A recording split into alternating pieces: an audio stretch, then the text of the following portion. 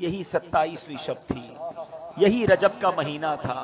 میرے آقا حضرت ام ہانی رضی اللہ تعالیٰ عنہ کے گھر آرام کر رہے ہیں کہ جبریل امین جو فرشتوں کے سردار ہیں نبی پاک کے دربار میں آتے ہیں۔ آرام سے جگاؤں کیسے؟ رب کا حکم ہے کہ محبوب کو بلایا جائے، مگر محبوب آرام کر رہے ہیں۔ یہ وہی آرام ہے، نہ جگانے پر صدیق اکبر نے نماز قضا کر دی تھی، نہ جگانے پر سیدنا صدیق اکبر نے سانپ کا ڈس جو ہے وہ برداشت کر لیا تھا، جگایا نہیں۔ اور مولا علی نے دیکھا کہ عصر کی نماز جاتی ہے تو چلی جائے، آقا کے آرام میں خلل نہ آئے، اب جبریل امین کو جگانا ہے۔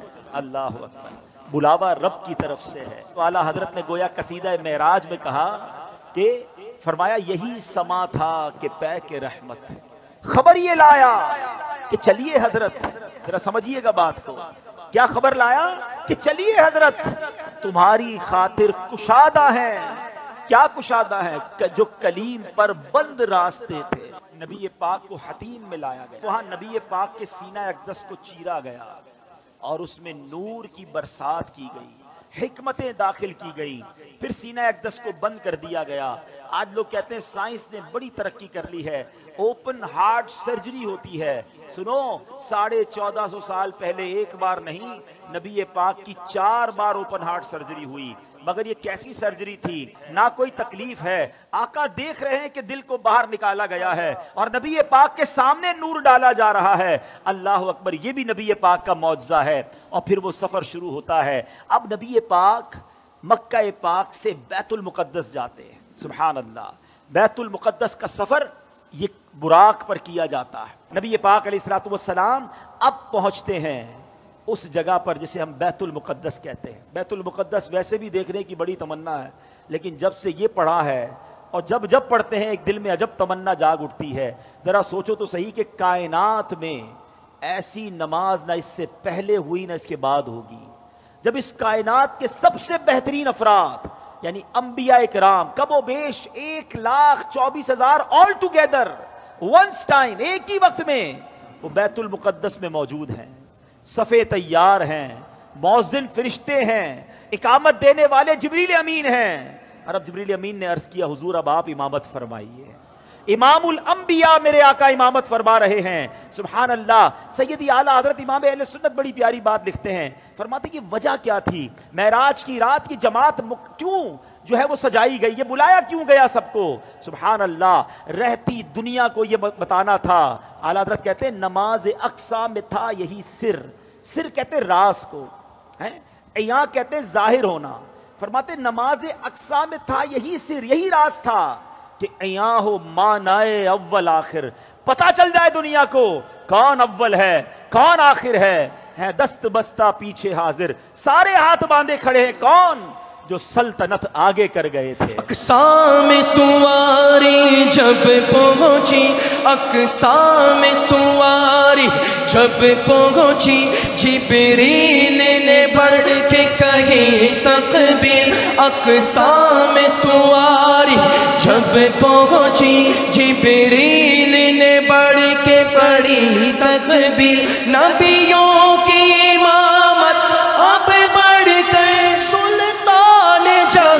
فرماتے ہیں، اللہ اللہ کہو، اللہ اللہ اللہ اللہ اللہ اللہ کہو، اللہ اللہ۔ اب نماز سے میرے آقا فارغ ہوئے، اب آسمان کے سفر کی تیاری ہے۔ اب سفر آسمان میں وہی براق ہے، وہی بارات ہے، وہی دولہا ہے، وہی باراتی ہیں۔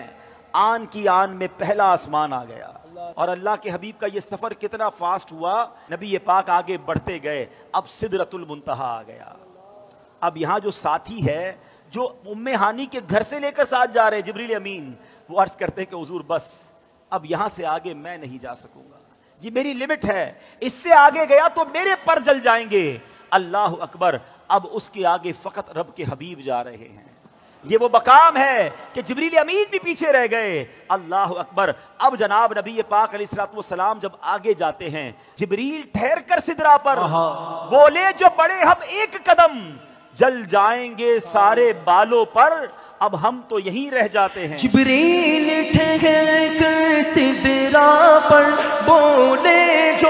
سارے ہم ایک قدم چل جائیں گے سارے بالوں پر اب غم تو یہی رہ جاتے ہیں اللہ اللہ کہو اللہ اللہ اللہ اللہ اللہ اللہ کہو اللہ اللہ نبی پاک کا جو اگلا سفر ہے نا اس کے بارے میں کوئی کچھ نہیں بتا سکتا کہ وہاں کیا ہوا کتنی دیر دیدار ہوا اللہ نے اپنے حبیب کو کیا دیا حبیب پاک نے کیا لیا وہ ایسی راز کی باتیں ہیں وہ ایسی کرم کی باتیں ہیں کہ جتنا اللہ کریم نے قرآن میں بتایا اور جتنا حبیب پاک علیہ الصلوۃ والسلام نے ہمیں آ کر بتایا اس کے علاوہ کوئی اس کے بارے میں نہیں جانتا تو اب یہ وہ سفر ہے میٹھے اسلامی بھائیوں کہ جب نبی پاک علیہ الصلوۃ والسلام یہ سفر کر کے واپس آئے یہ عظیم سفر ہے جنت کے طبقات دکھائے جہنم کے مشاہدات کیے آل ٹوگیدر جب یہ سفر کر کے نبی پاک واپس آتے ہیں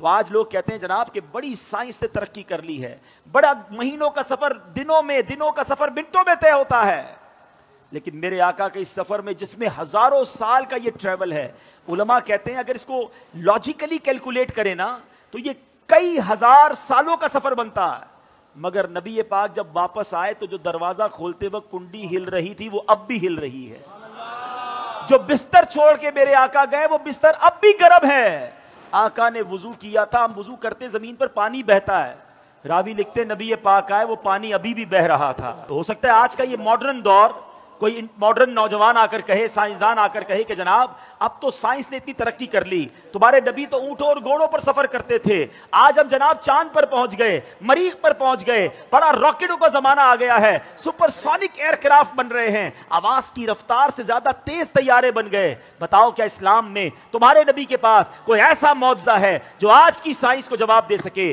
اللہ اکبر سنو تو صحیح ہزاروں سال کا سفر کر کے میرے آقا آتے ہیں اور کنڈی ابھی ہل رہی ہے گویا ہوا یہ کہ کم وقت میں نہیں بلکہ نبی پاک نے یہ سارا سفر نو ٹائم میں کیا وقت وہی ٹھہرا ہوا تھا ماجرا یہ ہے اب عشق والا جواب سن لو دراصل بات یہ ہے کہ میرے آقا تو سارے جہان کی جان ہے نا جب جان چلی گئی تو جہان رک گیا تھا آقا واپس آئے جہان نے پھر چلنا شروع کر دیا اعلیٰ حضرت کہتے ہیں نا وہ جو نہ تھے تو کچھ نہ تھا وہ جو نہ ہو تو کچھ نہ ہو جان ہے وہ جہان کی جان ہے تو جہان ہے